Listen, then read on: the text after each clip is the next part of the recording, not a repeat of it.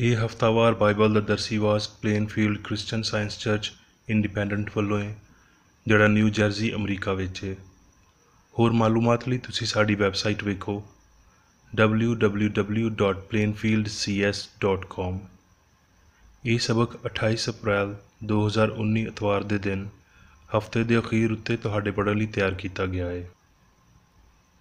ਮਜ਼ਮੂਨ: ਮਰਨ ਦੇ ਬਾਦੋਂ ਇਮਤਿਹਾਨ। ਸੁਨਹਿਰੀ ਮਤਨ: ਜ਼ਬੂਰ। ਐ ਰੱਬਾ, ਮੇਰਾ ਯਕੀਨ ਤੇਰੇ ਉੱਤੇ ਹੈ। ਮੈਂ ਆਖਿਆ ਭਈ ਤੂੰ ਮੇਰਾ ਰੱਬ ਹੈ, ਮੇਰੇ ਦਹਾੜੇ ਤੇਰੇ ਹੱਥਾਂ ਵਿੱਚ ਨੇ। ਜਵਾਬੀ ਪੜ੍ਹਾਈ। ਜ਼ਬੂਰ। ਰੱਬ ਮੇਰਾ ਚੁਪਾਨ ਏ, ਮੈਨੂੰ ਘਾਟਾ ਨਹੀਂ ਹੋਵੇਗਾ। ਉਹ ਮੈਨੂੰ ਹਰੀਆਂ ਹਰੀਆਂ ਚਰਾਗਾਹਾਂ ਉੱਤੇ ਬਿਠਾਉਂਦਾ ਏ। ਉਹ ਮੈਨੂੰ ਸਕੂਨ ਵਾਲੇ ਚਸ਼ਮਿਆਂ ਦੇ ਕੋਲ ਲੈ ਜਾਂਦਾ ਏ। ਉਹ ਮੇਰੀ ਜਾਨ ਨੂੰ ਬਹਾਲ ਕਰਦਾ ਏ। ਉਹ ਮੈਨੂੰ ਆਪਣੇ ਨਾਂ ਦੇ ਪਾਰੋਂ ਸੱਚਾਈ ਦੀਆਂ ਰਾਹਾਂ ਉੱਤੇ ਲੈ ਜਾਂਦਾ ਏ। ਬਲਕਿ ਭਾਵੇਂ ਮੌਤ ਤੇ ਪਰਛਾਵੇਂ ਵਾਲੀ ਵਾਦੀ ਵਿੱਚੋਂ ਮੇਰਾ ਲੰਘਣਾ ਹੋਵੇ, ਮੈਂ ਕਿਸੇ ਬਲਾ ਤੋਂ ਨਹੀਂ ਡਰਾਂਗਾ, ਕਿਉਂ ਜੇ ਤੂੰ ਮੇਰੇ ਨਾਲ ਏ। ਤੇਰੇ ਅੱਸਾ ਤੇ ਤੇਰੀ ਲਾਠੀ ਨਾਲ ਮੈਨੂੰ ਤਸੱਲੀ ਏ। ਤੂੰ ਮੇਰੇ ਵੈਰੀਆਂ ਦੇ ਸਾਹਮਣੇ ਮੇਰੇ ਅੱਗੇ ਦਸਤਰਖਾਨ ਵਿਛਾਉਣਾ ਏ। ਤੂੰ ਮੇਰੇ ਸਿਰ ਉੱਤੇ ਤੇਲ ਮਲਦਾ ਏ, ਮੇਰਾ ਪਿਆਲਾ ਭਰ ਜਾਂਦਾ ਏ। ਬੇਸ਼ੱਕ ਚੰਗਿਆਈ ਤੇ ਰਹਿਮਤ ਸਾਰੀ ਉਮਰ ਮੇਰੇ ਨਾਲ ਨਾਲ ਰਹਿਣਗੀਆਂ, ਤੇ ਮੈਂ ਹਮੇਸ਼ਾ ਰੱਬ ਦੇ ਘਰ ਵਿੱਚ ਸਕੂਨ ਕਰਾਂਗਾ। ਦਰਸੀ ਵਾਜ਼ ਬਾਈਬਲ ਵਿੱਚੋਂ। ਜ਼ਬੂਰ। ਮੈਂ ਰੱਬ ਨਾਲ ਪਿਆਰ ਕਰਦਾ, ਕਿਉਂ ਜੇ ਉਹਨੇ ਮੇਰੀ ਫਰਿਆਦ ਸੁਣੀ ਤੇ ਮੇਰੀ ਮਿੰਨਤ ਸੁਣੀ ਹੈ। ਕਿਉਂ ਜੇ ਉਹਨੇ ਮੇਰੇ ਵੱਲ ਕੰਨ ਧਰਿਆ, ਇਸ ਲਈ ਮੈਂ ਸਾਰੀ ਉਮਰ ਉਹਦੇ ਤੋਂ ਦੁਆ ਕਰਾਂਗਾ। ਮੌਤ ਦੀਆਂ ਰੱਸੀਆਂ ਨੇ ਮੈਨੂੰ ਜਕੜ ਲਿਆ ਤੇ ਪਾਤਾਲ ਦੀਆਂ ਪੀੜਾਂ ਮੇਰੇ ਉੱਤੇ ਆ ਪਈਆਂ। ਮੈਂ ਦੁੱਖ ਤੇ ਗਮ ਵਿੱਚ ਗ੍ਰਿਫਤਾਰ ਹਾਂ। ਤਦ ਮੈਂ ਰੱਬ ਤੋਂ ਦੁਆ ਕੀਤੀ ਭਈ ਐ ਰੱਬਾ, ਮੈਂ ਤੇਰੀ ਮਿੰਨਤ ਕਰਦਾ ਹਾਂ, ਮੇਰੀ ਜਾਨ ਨੂੰ ਰਿਹਾਈ ਬਖਸ਼। ਰੱਬ ਸਾਦਕ ਤੇ ਕਰੀਮ ਹੈ। ਸਾਡਾ ਰੱਬ ਰਹਿਮ ਕਰਨ ਵਾਲਾ ਹੈ। ਰੱਬ ਸਾਦਾ ਲੋਕਾਂ ਦੀ ਹਿਫਾਜ਼ਤ ਕਰਦਾ ਹੈ। ਮੈਂ ਨੀਵਾਂ ਹੋ ਗਿਆ ਸੀ, ਉਹਨੇ ਹੀ ਬਚਾ ਲਿਆ। ਐ ਮੇਰੀ ਜਾਨ, ਫਿਰ ਮੁਤਮਿਨ ਹੋ ਜਾ, ਕਿਉਂ ਜੇ ਰੱਬ ਨੇ ਤੇਰੇ ਉੱਤੇ ਅਹਿਸਾਨ ਕੀਤਾ ਹੈ। ਇਸ ਲਈ ਵੀ ਤੂੰ ਮੇਰੀ ਜਾਨ ਨੂੰ ਮੌਤ ਤੋਂ, ਮੇਰੀਆਂ ਅੱਖੀਆਂ ਨੂੰ ਅਥਰੂਆਂ ਤੋਂ ਤੇ ਮੇਰੇ ਪੈਰਾਂ ਨੂੰ ਤਿਲਕਣ ਤੋਂ ਬਚਾਉਣਾ ਹੈ। ਮੈਂ ਜਿਉਂਦਿਆਂ ਦੀ ਧਰਤੀ ਉੱਤੇ ਰੱਬ ਦੇ ਹਜ਼ੂਰ ਟੁਰਦਾ ਰਵਾਂਗਾ। ਪੈਦਾਇਸ਼। ਤੇ ਉਹ ਦੋਵੇਂ ਫਰਿਸ਼ਤੇ ਸ਼ਾਮ ਨੂੰ ਸੈਦੂਮ ਵਿੱਚ ਆਏ, ਤੇ ਲੂਤ ਸੈਦੂਮ ਦੇ ਫਾਟਕ ਉੱਤੇ ਬੈਠਿਆ ਸੀ।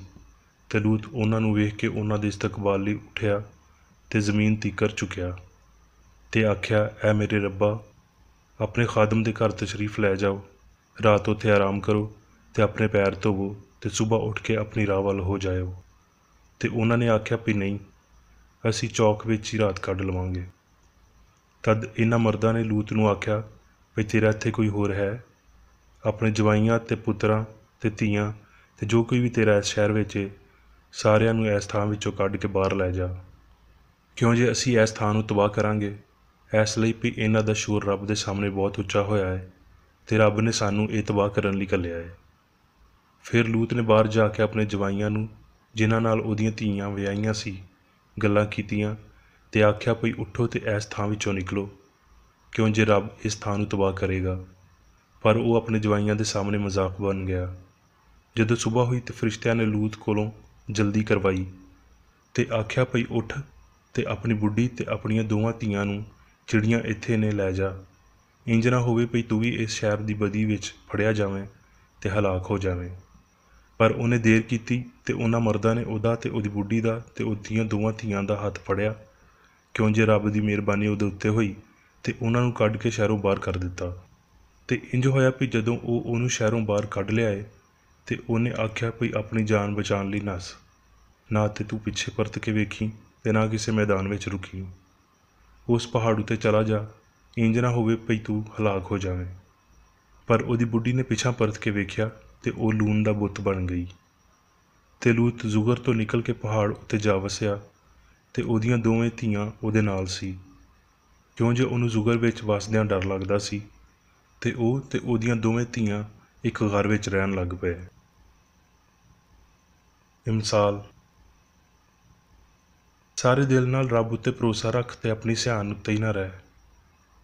ਆਪਣੀਆਂ ਸਾਰੀਆਂ ਰਾਹਾਂ ਵਿੱਚ ਉਹਨੂੰ ਪਛਾਣ ਤੇ ਉਹ ਤੇਰੀ ਰਹਿਨੁਮਾਈ ਕਰੇਗਾ। ਤੂੰ ਆਪਣੀ ਹੀ ਨਜ਼ਰ ਵਿੱਚ ਸਿਆਣਾ ਨਾ ਬਣ। ਰੱਬ ਤੋਂ ਡਰ ਤੇ ਬਦੀ ਤੋਂ ਦੂਰ ਰਹਿ। ਇਹ ਤੇਰੀ ਨਾਫ ਦੀ ਸਿਹਤ ਤੇ ਤੇਰੀ ਹੱਡੀਆਂ ਦੀ ਤਾਜ਼ਗੀ ਹੋਵੇਗੀ। ਐ ਮੇਰੇ ਪੁੱਤਰ, ਸਿਆਣ ਤੇ ਤਮੀਜ਼ ਦੀ ਹਿਫਾਜ਼ਤ ਕਰ। ਉਹਨਾਂ ਨੂੰ ਆਪਣੀਆਂ ਅੱਖੀਆਂ ਤੋਂ ਪਰੇ ਨਾ ਹੋਣ ਦੇ।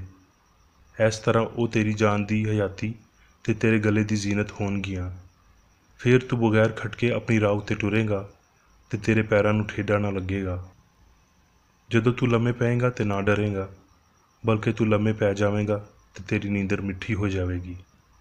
ਅਚਾਨਕ ਆਉਣ ਵਾਲੀ ਦਹਿਸ਼ਤ ਤੋਂ ਨਾ ਡਰੀ ਤੇ ਨਾ ਸਰੀਰਾਂ ਦੀ ਹਲਾਕਤ ਤੋਂ ਜਦੋਂ ਉਹ ਆਵੇਗੀ, ਕਿਉਂ ਜੇ ਰੱਬ ਤੇਰਾ ਸਹਾਰਾ ਹੋਵੇਗਾ ਤੇ ਤੇਰੇ ਪੈਰਾਂ ਨੂੰ ਫਸਣ ਤੋਂ ਬਚਾਏਗਾ। ਮੱਤੀ। ਤੇ ਯਿਸੂ ਸਾਰੇ ਗਲੀਲ ਵਿੱਚ ਫਿਰਦਾ ਰਿਹਾ ਤੇ ਉਹਨਾਂ ਦੇ ਇਬਾਦਤਖਾਨਿਆਂ ਵਿੱਚ ਤਾਲੀਮ ਦਿੰਦਾ ਤੇ ਬਾਦਸ਼ਾਹੀ ਦੀ ਖੁਸ਼ਖਬਰੀ ਦੀ ਮੁਨਾਦੀ ਕਰਦਾ ਤੇ ਲੋਕਾਂ ਦੀ ਹਰ ਤਰ੍ਹਾਂ ਦੀ ਬਿਮਾਰੀ ਤੇ ਹਰ ਤਰ੍ਹਾਂ ਦੀ ਕਮਜ਼ੋਰੀ ਨੂੰ ਦੂਰ ਕਰਦਾ ਰਿਹਾ। ਲੂਕਾ। ਜਦੋਂ ਉਹ ਸ਼ਹਿਰ ਦੇ ਫਾਟਕ ਦੇ ਕੋਲ ਅਪੜਿਆ ਤੇ ਵੇਖੋ, ਇੱਕ ਮੁਰਦੇ ਨੂੰ ਲੈ ਕੇ ਬਾਹਰ ਜਾ ਰਹੇ ਸੀ। ਉਹ ਆਪਣੀ ਮਾਂ ਦਾ ਇਕੱਲਾ ਹੀ ਪੁੱਤਰ ਸੀ ਤੇ ਉਹ ਬੇਵਾ ਸੀ ਤੇ ਸ਼ਹਿਰ ਦੇ ਬਥੇਰੇ ਲੋਕ ਉਹਦੇ ਨਾਲ ਸੀ। ਉਹਨੂੰ ਵੇਖ ਕੇ ਰੱਬ ਨੂੰ ਤਰਸ ਆਇਆ ਤੇ ਉਹਨੂੰ ਆਖਿਆ, ਨਾ ਰੋਵੋ। ਫਿਰ ਉਹਨੇ ਕੋਲ ਜਾ ਕੇ ਜਨਾਜ਼ੇ ਨੂੰ ਛੂਹਿਆ ਤੇ ਚੁੱਕਣ ਵਾਲੇ ਖੜੇ ਹੋ ਗਏ ਤੇ ਉਹਨੇ ਆਖਿਆ, ਐ ਜਵਾਨ, ਮੈਂ ਤੈਨੂੰ ਆਖਦਾ ਹਾਂ ਭਈ ਉੱਠ। ਉਹ ਮੁਰਦਾ ਉੱਠ ਬੈਠਿਆ ਤੇ ਬੋਲਣ ਲੱਗ ਪਿਆ ਤੇ ਉਹਨੇ ਉਹਨੂੰ ਉਹਦੀ ਮਾਂ ਦੇ ਹਵਾਲੇ ਕਰ ਦਿੱਤਾ। ਯੂਹੰਨਾ। ਮੈਂ ਤੁਹਾਨੂੰ ਸੱਚੀ ਆਖਦਾ ਹਾਂ ਭਈ ਜਿਹੜਾ ਵੀ ਮੇਰਾ ਕਲਾਮ ਸੁਣਦਾ ਹੈ ਤੇ ਮੈਨੂੰ ਘੱਲਣ ਵਾਲੇ ਦਾ ਯਕੀਨ ਕਰਦਾ ਹੈ, ਹਮੇਸ਼ਾ ਦੀ ਹਯਾਤੀ ਉਹਦੀ ਹੈ ਤੇ ਉਹਦੇ ਉੱਤੇ ਸਜ਼ਾ ਦਾ ਹੁਕਮ ਨਹੀਂ ਹੁੰਦਾ, ਬਲਕਿ ਉਹ ਮੌਤ ਵਿੱਚੋਂ ਨਿਕਲ ਕੇ ਹਯਾਤੀ ਵਿੱਚ ਵੜ ਗਿਆ ਹੈ। ਅਬਰਾਨੀਓ। ਇਸ ਲਈ ਜਿਹੜੀਆਂ ਗੱਲਾਂ ਅਸੀਂ ਸੁਣੀਆਂ ਨੇ, ਉਹਨਾਂ ਉੱਤੇ ਹੋਰ ਵੀ ਦਿਲ ਲਾ ਕੇ ਗੌਰ ਕਰਨਾ ਚਾਹੀਦਾ ਹੈ, ਤਾਂ ਜੋ ਅਸੀਂ ਬਹਿ ਕੇ ਉਹਨਾਂ ਤੋਂ ਦੂਰ ਨਾ ਹੋ ਜਾਈਏ। ਕਿਉਂ ਜੇ ਜਿਹੜਾ ਕਲਾਮ ਫਰਿਸ਼ਤਿਆਂ ਦੇ ਰਾਹੀਂ ਕੀਤਾ ਗਿਆ ਸੀ, ਜਦੋਂ ਉਹ ਕਾਇਮ ਰਿਹਾ ਤੇ ਹਰ ਕਸੂਰ ਤੇ ਨਾਫਰਮਾਨੀ ਦਾ ਬਦਲਾ ਠੀਕ ਠੀਕ ਮਿਲਿਆ, ਤੇ ਏਡੀ ਵੱਡੀ ਮੁਕਤੀ ਤੋਂ ਗਾਫਲ ਰਹਿ ਕੇ ਅਸੀਂ ਕਿਵੇਂ ਬਚ ਸਕਦੇ ਹਾਂ, ਜਿਹਦਾ ਬਿਆਨ ਪਹਿਲਾਂ ਰੱਬ ਦੇ ਰਾਹੀਂ ਹੋਇਆ ਤੇ ਸੁਣਨ ਵਾਲਿਆਂ ਦੇ ਰਾਹੀਂ ਸਾਡੇ ਤੀਕਰ ਸਬੂਤ ਦੇ ਨਾਲ ਅਪੜਿਆ। ਪਰ ਉਹਨੂੰ ਵੇਖਦਿਆਂ ਹੀ, ਜਿਹਨੂੰ ਫਰਿਸ਼ਤਿਆਂ ਤੋਂ ਕੁਝ ਹੀ ਘੱਟ ਕੀਤਾ ਗਿਆ ਸੀ, ਯਾਨੀ ਯਿਸੂ ਨੂੰ, ਮੌਤ ਦਾ ਦੁੱਖ ਸਹਿਣ ਦੇ ਪਾਰੋਂ ਸਾਰੇ ਜਲਾਲ ਤੇ ਇੱਜ਼ਤ ਦਾ ਤਾਜ ਉਹਨੂੰ ਪਹਿਨਾਇਆ ਗਿਆ, ਤਾਂ ਜੋ ਰੱਬ ਦੇ ਫਜ਼ਲ ਨਾਲ ਉਹ ਹਰ ਬੰਦੇ ਲਈ ਮੌਤ ਦਾ ਮਜ਼ਾ ਚਖੇ। ਕਿਉਂ ਜੇ ਜਿਹਦੇ ਲਈ ਸਾਰੀਆਂ ਸ਼ੈਵਾਂ ਨੇ ਤੇ ਜਿਹਦੇ ਪਾਰੋਂ ਸਾਰੀਆਂ ਸ਼ੈਵਾਂ ਨੇ, ਉਹਦੇ ਲਈ ਇਹੀ ਚੰਗਾ ਸੀ ਕਿ ਜਦੋਂ ਉਹ ਬਹੁਤ ਸਾਰੇ ਪੁੱਤਰਾਂ ਨੂੰ ਜਲਾਲ ਵਿੱਚ ਵਾੜੇ ਤੇ ਉਹਨਾਂ ਦੀ ਮੁਕਤੀ ਦੇ ਬਾਨੀ ਨੂੰ ਦੁੱਖਾਂ ਦੇ ਪਾਰੋਂ ਕਾਮਲ ਕਰ ਲਵੇ। ਇਸ ਲਈ ਜਿਸ ਤਰ੍ਹਾਂ ਮੁੰਡੇ ਲਹੂ ਤੇ ਗੋਸ਼ਤ ਵਿੱਚ ਸ਼ਰੀਕ ਨੇ ਤੇ ਉਹ ਆਪ ਹੀ ਉਹਨਾਂ ਵਾਂਗਰ ਉਹਨਾਂ ਵਿੱਚ ਸ਼ਾਮਲ ਹੋਇਆ, ਤਾਂ ਜੋ ਮੌਤ ਦੇ ਰਾਹੀਂ ਉਹਨੂੰ, ਜਿਹਨੂੰ ਮੌਤ ਉੱਤੇ ਕੁਦਰਤ ਹਾਸਲ ਸੀ, ਯਾਨੀ ਅਬਲੀਸ ਨੂੰ ਤਬਾਹ ਕਰੇ, ਤੇ ਜਿਹੜੇ ਸਾਰੀ ਉਮਰ ਮੌਤ ਦੇ ਡਰ ਤੋਂ ਗੁਲਾਮੀ ਵਿੱਚ ਫੜੇ ਹੋਏ ਨੇ, ਉਹਨਾਂ ਨੂੰ ਛੁਡਾ ਲਵੇ। ਕਰੰਥੀਓ। ਐ ਮੌਤ, ਤੇਰੀ ਜਿੱਤ ਕਿੱਥੇ ਰਹੀ? ਐ ਮੌਤ, ਤੇਰਾ ਡੰਗ ਕਿੱਥੇ ਰਿਹਾ? ਮੌਤ ਦਾ ਡੰਗ ਗੁਨਾਹ ਹੈ ਤੇ ਗੁਨਾਹ ਦਾ ਜ਼ੋਰ ਸ਼ਰੀਅਤ ਹੈ। ਪਰ ਉਸ ਰੱਬ ਦਾ ਸ਼ੁਕਰ ਹੈ ਜਿਹੜਾ ਸਾਡੇ ਰੱਬ ਯਿਸੂ ਮਸੀਹ ਦੇ ਰਾਹੀਂ ਸਾਨੂੰ ਫਤਹ ਦਿੰਦਾ ਹੈ। ਇਸ ਲਈ ਐ ਮੇਰੇ ਪਿਆਰੇ ਭਰਾਓ, ਸਾਬਤ ਕਦਮ ਤੇ ਕਾਇਮ ਰਹੋ ਤੇ ਰੱਬ ਦੇ ਕੰਮ ਵਿੱਚ ਹਮੇਸ਼ਾ ਅੱਗੇ ਵੱਧਦੇ ਜਾਓ, ਕਿਉਂ ਜੇ ਇਹ ਜਾਣਦੇ ਹੋ ਵੀ ਤੁਹਾਡੀ ਮਿਹਨਤ ਰੱਬ ਵਿੱਚ ਬੇਫਾਇਦਾ ਨਹੀਂ ਹੈ। ਹੁਣ ਮੈਂ ਮੇਰੀ ਬੇਕਰ ਏਡੀ ਦੀ ਲਿਖੀ ਹੋਈ ਕ੍ਰਿਸਚਨ ਸਾਇੰਸ ਦੀ ਦਰਸੀ ਕਿਤਾਬ ਸਾਇੰਸ ਤੇ ਸਿਹਤ ਆਇਤਾਂ ਦੀ ਕੁੰਜੀ ਦੇ ਨਾਲ ਵਿੱਚੋਂ ਲਈਆਂ ਹੋਈਆਂ ਲਿਖਾਈਆਂ ਪੜ੍ਹਾਂਗਾ। ਸਾਇੰਸ ਤੇ ਸਿਹਤ। ਅਸਮਾਨ ਉੱਤੇ ਜਾਣ ਦੀ ਇਕੱਲੀ ਰਾਹ ਹਮਾਂਗੀ ਹੈ ਤੇ ਮਸੀਹ ਇਲਾਹੀ ਸਾਇੰਸ ਵਿੱਚ ਸਾਨੂੰ ਇਹ ਰਾਹ ਵਿਖਾਉਂਦਾ ਹੈ। ਇਹਦਾ ਮਤਲਬ ਰੱਬ, ਚੰਗਿਆਈ ਤੇ ਉਹਦੇ ਪਰਛਾਵੇਂ ਤੋਂ ਇਲਾਵਾ ਕਿਸੇ ਹੋਰ ਹਕੀਕਤ ਨੂੰ ਨਾ ਜਾਣਨਾ, ਹਯਾਤੀ ਦੇ ਕਿਸੇ ਹੋਰ ਜ਼ਮੀਰ ਨੂੰ ਨਾ ਜਾਣਨਾ ਹੈ ਤੇ ਨਾ ਦੇ ਹੀ ਦਰਦ ਤੇ ਖੁਸ਼ੀ ਵਾਲੇ ਅਹਿਸਾਸਾਂ ਤੋਂ ਉੱਚਾ ਹੋਣਾ ਹੈ। ਹਯਾਤੀ ਸੱਚੀ ਹੈ ਤੇ ਮੌਤ ਨਜ਼ਰ ਦਾ ਧੋਖਾ ਹੈ। ਯਿਸੂ ਨੇ ਇਸ ਸ਼ਫਾ, ਮਰਨ ਤੇ ਜੀ ਉੱਠਣ ਨੂੰ ਜ਼ਾਹਿਰ ਕੀਤਾ। ਜਦੋਂ ਇਨਸਾਨ ਮੌਤ ਉੱਤੇ ਆਪਣੇ ਯਕੀਨ ਨੂੰ ਛੱਡ ਦਿੰਦਾ ਹੈ ਤੇ ਉਹ ਹੋਰ ਜਲਦੀ ਦੇ ਨਾਲ ਰੱਬ, ਹਯਾਤੀ ਤੇ ਪਿਆਰ ਵੱਲ ਵਧੇਗਾ। ਮੌਤ ਦੇ ਬਾਰੇ ਮਰੀਜ਼ ਦੇ ਖਿਆਲਾਂ ਨੂੰ ਬਦਲਦਿਆਂ ਹੋਏ ਸਿਹਤ ਦੀ ਬਹਾਲੀ ਦੇ ਹਜ਼ਾਰਾਂ ਵਾਕਿਏ ਦੱਸੇ ਜਾ ਸਕਦੇ ਨੇ। ਲਿਖਾਰੀ ਨੇ ਨਾ ਉਮੀਦ ਉਜ਼ਵੀ ਬਿਮਾਰੀ ਨੂੰ ਸ਼ਿਫਾ ਦਿੱਤੀ ਤੇ ਬਸ ਰੱਬ ਨੂੰ ਹੀ ਹਯਾਤੀ ਮੰਨਣ ਦੇ ਰਾਹੀਂ ਮਰਨ ਵਾਲੇ ਨੂੰ ਜ਼ਿੰਦਾ ਕੀਤਾ। ਇਹ ਮੰਨਣਾ ਪਾਪ ਹੈ ਭਈ ਕੋਈ ਸ਼ੈ ਕਾਦਰ ਮੁਤਲਕ ਤੇ ਅਬਦੀ ਹਯਾਤੀ ਨੂੰ ਨੀਵਾਂ ਕਰ ਸਕਦੀ ਹੈ, ਤੇ ਇਹ ਸਮਝਦਿਆਂ ਹੋਏ ਭਈ ਮੌਤ ਨਹੀਂ ਹੈ, ਤੇ ਇਹਦੇ ਨਾਲ ਨਾਲ ਰੂਹ ਦੇ ਫਜ਼ਲਾਂ ਨੂੰ ਸਮਝਣਾ ਹਯਾਤੀ ਵਿੱਚ ਲੋ ਲਿਆਂਦਾ ਹੈ। ਫਿਰ ਵੀ ਸਾਨੂੰ ਇਖਤਿਆਰ ਦੇ ਸਾਦਾ ਇਜ਼ਹਾਰ ਦੇ ਨਾਲ ਸ਼ੁਰੂਆਤ ਕਰਨੀ ਚਾਹੀਦੀ ਹੈ, ਤੇ ਜਿੰਨੀ ਛੇਤੀ ਅਸੀਂ ਇਹ ਸ਼ੁਰੂ ਕਰਾਂਗੇ ਓਨਾ ਹੀ ਚੰਗਾ ਹੈ। ਜਦੋਂ ਮੰਜ਼ਿਲ ਜ਼ਰੂਰੀ ਹੋਵੇ ਤੇ ਉਮੀਦਾਂ ਸਾਡੀ ਤਰੱਕੀ ਦੀ ਰਫ਼ਤਾਰ ਨੂੰ ਵਧਾਉਂਦੀਆਂ ਨੇ। ਸੱਚਾਈ ਲਈ ਕੋਸ਼ਿਸ਼ ਕਰਨਾ ਕਿਸੇ ਬੰਦੇ ਨੂੰ ਮਜ਼ਬੂਤ ਬਣਾਉਂਦਾ ਹੈ, ਨਾ ਕਿ ਮਾੜਾ, ਆਰਾਮ ਦਿੰਦਾ ਹੈ ਨਾ ਕਿ ਥਕਾਵਟ। ਜੇ ਮੌਤ ਉੱਤੇ ਯਕੀਨ ਮੁੱਕ ਜਾਵੇ ਤੇ ਇਹ ਸਿਆਣ ਪੈਦਾ ਹੋ ਜਾਵੇ ਭਈ ਮੌਤ ਬਿਲਕੁਲ ਨਹੀਂ ਹੈ, ਤੇ ਇਹ ਇੱਕ ਹਯਾਤੀ ਦਾ ਰੁੱਖ ਹੋਵੇਗਾ ਜਿਹੜਾ ਆਪਣੇ ਫਲਾਂ ਤੋਂ ਪਛਾਣਿਆ ਜਾਂਦਾ ਹੈ। ਇਨਸਾਨ ਨੂੰ ਆਪਣੀਆਂ ਤਵਾਨਾਈਆਂ ਤੇ ਕੋਸ਼ਿਸ਼ਾਂ ਨੂੰ ਨਵਾਂ ਕਰਨਾ ਚਾਹੀਦਾ ਹੈ ਭਈ ਬਿਮਾਰੀ ਹਯਾਤੀ ਨੂੰ ਤਬਾਹ ਨਹੀਂ ਕਰ ਸਕਦੀ, ਤੇ ਇਹ ਭਈ ਇਨਸਾਨ ਮੌਤ ਦੇ ਰਾਹੀਂ ਪਾਪ ਜਾਂ ਬਿਮਾਰੀ ਤੋਂ ਬਚਾਏ ਨਹੀਂ ਜਾ ਸਕਦੇ, ਤੇ ਇਹ ਸਮਝ ਹਯਾਤੀ ਨੂੰ ਨਵਾਂ ਕਰਨ ਵਿੱਚ ਤੇਜ਼ੀ ਲਿਆਵੇਗੀ। ਇਹਦੇ ਨਾਲ ਹੀ ਮੌਤ ਦੀ ਤਾਂਘ ਜਾਂ ਕਬਰ ਦੇ ਡਰ ਵਿੱਚ ਮਹਾਰਤ ਲਿਆਵੇਗਾ, ਤੇ ਇੰਜ ਇਹ ਇਸ ਵੱਡੇ ਡਰ ਨੂੰ ਤਬਾਹ ਕਰੇਗਾ ਜਿਹੜਾ ਫਾਨੀ ਵਜੂਦ ਨੂੰ ਘੇਰਦਾ ਹੈ। ਮੌਤ ਦੇ ਯਕੀਨ ਤੇ ਇਸ ਡੰਗ ਦੇ ਡਰ ਦਾ ਜ਼ਾਇਆ ਹੋਣਾ ਸਿਹਤ ਤੇ ਅਖਲਾਕੀਆਤ ਦੇ ਮਿਆਰ ਨੂੰ ਉਹਦੀ ਹੋਣ ਵਾਲੀ ਉਚਾਈ ਤੋਂ ਕਿਤੇ ਉੱਚਾ ਕਰੇਗਾ, ਤੇ ਰੱਬ ਅਬਦੀ ਹਯਾਤੀ ਉੱਤੇ ਗੈਰ ਮੁਤਜ਼ਲਜ਼ਲ ਈਮਾਨ ਦੇ ਨਾਲ ਸਾਨੂੰ ਮਸੀਹਤ ਦੇ ਝੰਡੇ ਨੂੰ ਉੱਚਾ ਰੱਖਣ ਦੇ ਕਾਬਲ ਬਣਾਏਗਾ। ਪਾਪ ਮੌਤ ਨੂੰ ਲਿਆਇਆ ਤੇ ਮੌਤ ਪਾਪ ਦੇ ਗਾਇਬ ਹੋਣ ਨਾਲ ਆਪ ਵੀ ਗਾਇਬ ਹੋ ਜਾਏਗੀ। ਅਸੀਂ ਇੱਕ ਆਲਾ ਹਾਕਮ ਤੋਂ ਬਹੁਤਾ ਜਾਂ ਰੱਬ ਤੋਂ ਘੱਟ ਤਾਕਤ ਵਾਲੇ ਹਾਕਮ ਉੱਤੇ ਯਕੀਨ ਰੱਖਣ ਦਾ ਸ਼ਿਕਾਰ ਬਣ ਜਾਂਦੇ ਹਾਂ। ਅਸੀਂ ਇਹ ਮੰਨਦੇ ਹਾਂ ਭਈ ਸਿਆਣ ਹਿੱਸੀ ਬਦਨ ਦੀ ਕੈਦੀ ਹੋ ਸਕਦੀ ਹੈ, ਜਦ ਕਿ ਮਾਦੀ ਜਿਸਮ ਤੇ ਫਨਾਹ ਹੋ ਗਿਆ ਹੈ। ਜਦ ਬਦੀ ਮਾਦੇ ਵਿੱਚ ਹਯਾਤੀ ਦੇ ਯਕੀਨ ਨੂੰ ਨਾਕਾਬਲੇ ਬਰਦਾਸ਼ਤ ਬਣਾ ਦਿੰਦੀ ਹੈ ਤੇ ਇਹਨੂੰ ਤਬਾਹ ਕਰ ਦਿੰਦੀ ਹੈ, ਤਦ ਇਨਸਾਨ ਇਹ ਮੰਨਦੇ ਨੇ ਭਈ ਲਾਜ਼ਵਾਲ ਅਸੂਲ ਜਾਂ ਜਾਨ ਮਾਦੇ ਤੋਂ ਫਰਾਰ ਹੁੰਦੀ ਤੇ ਜਿਉਂਦੀ ਰਹਿੰਦੀ ਹੈ, ਪਰ ਇਹ ਸੱਚ ਨਹੀਂ ਹੈ। ਮੌਤ ਹਯਾਤੀ ਲਾਫਾਨੀਅਤ ਤੇ ਸਕੂਨ ਲਈ ਸਹਾਰਾ ਨਹੀਂ ਬਣਦੀ। ਰੱਬ ਇਲਾਹੀ ਚੰਗਿਆਈ ਇਨਸਾਨ ਨੂੰ ਅਬਦੀ ਹਯਾਤੀ ਦੇਣ ਲਈ ਉਹਨਾਂ ਨੂੰ ਹਲਾਕ ਨਹੀਂ ਕਰਦਾ, ਕਿਉਂ ਜੇ ਇਕੱਲਾ ਰੱਬ ਹੀ ਇਨਸਾਨ ਦੀ ਹਯਾਤੀ ਹੈ। ਰੱਬ ਇੱਕੋ ਵੇਲੇ ਵਿੱਚ ਹੀ ਵਜੂਦ ਦਾ ਮਰਕਜ਼ ਤੇ ਕਤਰ ਵੀ ਹੈ। ਬਦੀ ਮਰਦੀ ਹੈ, ਚੰਗਿਆਈ ਨਹੀਂ ਮਰਦੀ।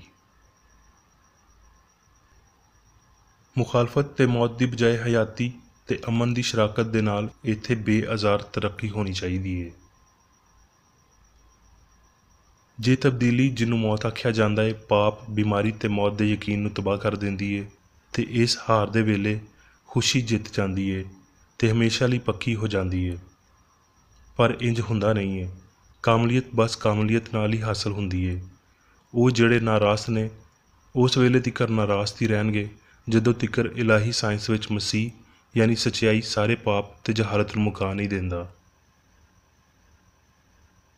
ਇਹ ਕਿਆਸ ਆਰਾਈਆਂ ਭਈ ਪਾਪ ਮਾफ़ ਕੀਤਾ ਜਾਂਦਾ ਹੈ ਪਰ ਭੁੱਲਿਆ ਨਹੀਂ ਜਾਂਦਾ, ਭਈ ਪਾਪ ਦੇ ਦੌਰਾਨ ਖੁਸ਼ੀ ਅਸਲ ਹੋ ਜਾਂਦੀ ਹੈ, ਭਈ ਜਿਸਮ ਦੀ ਨਾਂ ਦੀ ਹੀ ਮੌਤ ਪਾਪ ਤੋਂ ਆਜ਼ਾਦ ਕਰ ਦਿੰਦੀ ਹੈ, ਤੇ ਇਹ ਭਈ ਰੱਬ ਦੀ ਦਿੱਤੀ ਹੋਈ ਮੁਆਫੀ ਪਾਪ ਦੀ ਤਬਾਹੀ ਤੋਂ ਇਲਾਵਾ ਕੁਝ ਨਹੀਂ ਹੈ। ਇਹ ਸਾਰੀਆਂ ਬਹੁਤ ਗੁੱਝੀਆਂ ਗਲਤੀਆਂ ਨੇ। ਇਨਸਾਨਾਂ ਨੂੰ ਇਹ ਗੁਮਾਨ ਰੱਖਣਾ ਚਾਹੀਦਾ ਹੈ ਭਈ ਮੌਤ ਦੇ ਤਜਰਬੇ ਦਾ ਯਕੀਨ ਉਹਨਾਂ ਨੂੰ ਜਲਾਲੀ ਹਸਤੀ ਵਿੱਚ ਜਗਾਏਗਾ।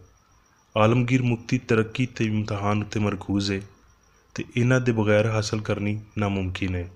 ਅਸਮਾਨ ਕੋਈ ਥਾਂ ਨਹੀਂ ਹੈ, ਬਲਕਿ ਸਿਆਣ ਦੀ ਇਲਾਹੀ ਹਾਲਤ ਹੈ ਜਿਹਦੇ ਵਿੱਚ ਸਿਆਣ ਦੇ ਸਾਰੇ ਜ਼ਹੂਰ ਹਮ-ਆਹੰਗ ਤੇ ਫਾਨੀ ਹੁੰਦੇ ਨੇ, ਕਿਉਂ ਜੇ ਉੱਥੇ ਪਾਪ ਨਹੀਂ ਹੈ ਤੇ ਇਨਸਾਨ ਉੱਥੇ ਆਪਣੀ ਰਾਸਤਬਾਜ਼ੀ ਦੇ ਨਾਲ ਨਹੀਂ, ਰੱਬ ਦੀ ਸੋਚ ਦੀ ਮਲਕੀਅਤ ਵਿੱਚ ਪਾਇਆ ਜਾਂਦਾ ਹੈ, ਜਿਵੇਂ ਭਈ ਕਲਾਮ ਹੀ ਇਹ ਦੱਸਦਾ ਹੈ। ਅਖੀਰੀ ਅਦਾਲਤ ਇਨਸਾਨਾਂ ਦੀ ਉਡੀਕ ਨਹੀਂ ਕਰਦੀ, ਕਿਉਂ ਜੇ ਹਿਕਮਤ ਦਾ ਹਸ਼ਰ ਦਿਹਾੜਾ ਹਰ ਵੇਲੇ ਤੇ ਲਗਾਤਾਰ ਜਾਰੀ ਰਹਿੰਦਾ ਹੈ। ਇੱਥੇ ਤੀਕਰ ਭਈ ਉਹ ਅਦਾਲਤ ਵੀ ਜਿਹਦੇ ਰਾਹੀਂ ਫਾਨੀ ਇਨਸਾਨ ਸਾਰੀ ਮਾਦੀ ਗਲਤੀ ਤੋਂ ਬੇਨਕਾਬ ਕੀਤਾ ਜਾਂਦਾ ਹੈ। ਜਿੱਥੇ ਤੀਕਰ ਰੂਹਾਨੀ ਗਲਤੀ ਦਾ ਤਾਲੁਕ ਹੈ ਤੇ ਇੰਜ ਦਾ ਕੁਝ ਵੀ ਨਹੀਂ ਹੈ। ਦੁੱਖਾਂ ਦੇ, ਮਰਨ ਦੇ ਤੇ ਪਾਪ ਦੇ ਅਕੀਦੇ ਗੈਰ ਅਸਲੀ ਨੇ।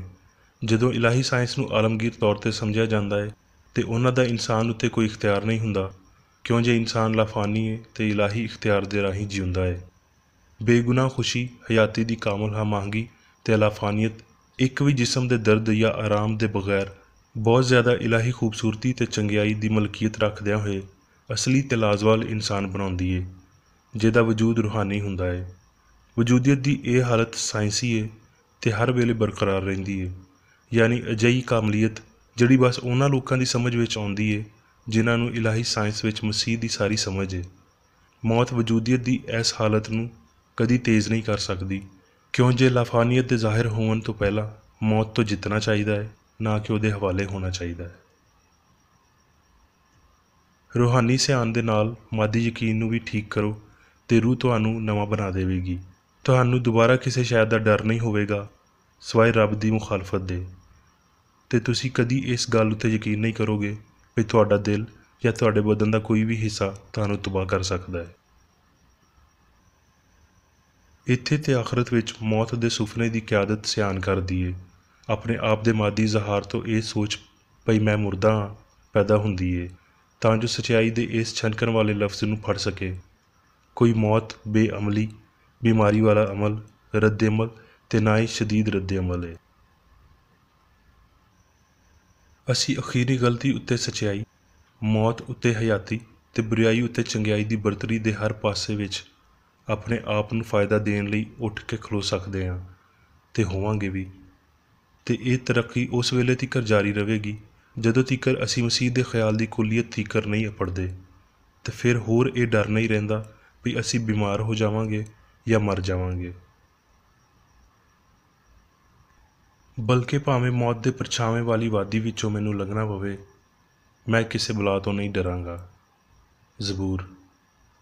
ਭਾਵੇਂ ਇਨਸਾਨੀ ਸੋਚ ਦੇ ਮੁਤਾਬਕ ਰਾਹ ਹਨੇਰੇ, ਫਿਰ ਵੀ ਇਲਾਹੀ ਹਯਾਤੀ ਅਤੇ ਮੁਹੱਬਤ ਇਹਨੂੰ ਰੋਸ਼ਨ ਕਰਦੀ ਏ, ਅਤੇ ਇਨਸਾਨੀ ਖਿਆਲ ਦੀ ਬਦਅਮਨੀ ਮੌਤ ਦੇ ਡਰ ਅਤੇ ਗਲਤੀ ਦੀ ਫਰਜ਼ੀ ਹਕੀਕਤ ਨੂੰ ਤਬਾਹ ਕਰ ਦਿੰਦੀ ਏ। ਕ੍ਰਿਸਚਨ ਸਾਇੰਸ ਹਿੱਸਾਂ ਦੀ ਮੁਖਾਲਫਤ ਕਰਦਿਆਂ ਹੋਏ ਵਾਦੀ ਨੂੰ ਗੁਲਾਬ ਵਾਂਗਰ ਫੁੱਟਣ ਅਤੇ ਖਿਲਣ ਲਈ ਤਿਆਰ ਕਰਦੀ ਏ। ਹੁਣ ਮੈਂ ਮੇਰੀ ਬੇਕਰ ਏਡੀ ਵੱਲੋਂ ਚਰਚ ਮੈਨੂਅਲ ਵਿੱਚ ਦਿੱਤੇ ਹੋਏ ਰੋਜ਼ਾਨਾ ਦੇ 3 ਫਰਜ਼ ਪੜ੍ਹਾਂਗਾ। ਰੋਜ਼ਾਨਾ ਦੀ ਦੁਆ।